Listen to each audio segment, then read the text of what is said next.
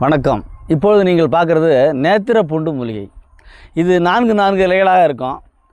இதுக்கு 4 இலை குருத்து அப்படின்ற பேரும் இருக்குது.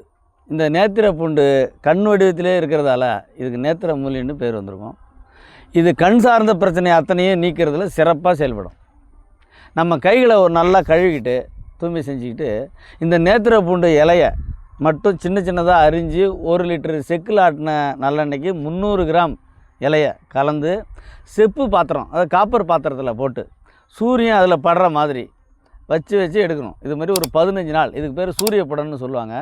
இதுபோல் 15 நாள் வச்சு எடுத்து அதன் பிறகு அதை நல்லா ஒரு மெல்லிய துணியில் 2 முறைக்கு 1 முறைக்கு 2 முறையாக வடிகட்டி அதை பத்திரப்படுத்தி வச்சுக்கிட்டு அந்த எண்ணெயை தினசரி கண் பிரச்சனை உள்ளவங்க ஒரு கண்ணுக்கு 3 சொட்டு வீதம் இரவு நேரத்தில் தூங்க போகக்குள்ள ஒரு 3 சொட்டு ஒரு கண்ணுக்கு விட்டுட்டு வந்தோம்னா கண் சார்ந்த பிரச்சனை அத்தனையும் நீங்கும். கிட்ட பார்வை, தூர பார்வை, சதை, அதை படலம், அது மாதிரி கேட்ராக்ட், இதெல்லாம் சொல்கிறது எல்லாமே கண் சார்ந்த அத்தனை பிரச்சனைகளும் கண்ணுக்கு பிரகாசத்தை கொடுக்கும். இப்போல்லாம் சின்ன பசங்கள்லாம் நிறைய வீடியோ அதெல்லாம் இப்படியே ஆன்லைன்லேயே பார்த்து கண்ணை கெடுத்துக்கிட்டு இருக்கிறாங்க.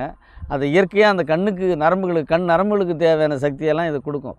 அதனால் கண் நரம்பு பாதிப்பு உள்ளவங்க இதை பயன்படுத்தி, கண் பார்வை பாதிப்பு உள்ளவங்க, கண் நரம்பு பாதிப்பு உள்ளவங்க இதை பயன்படுத்தி பயனடையலாம்.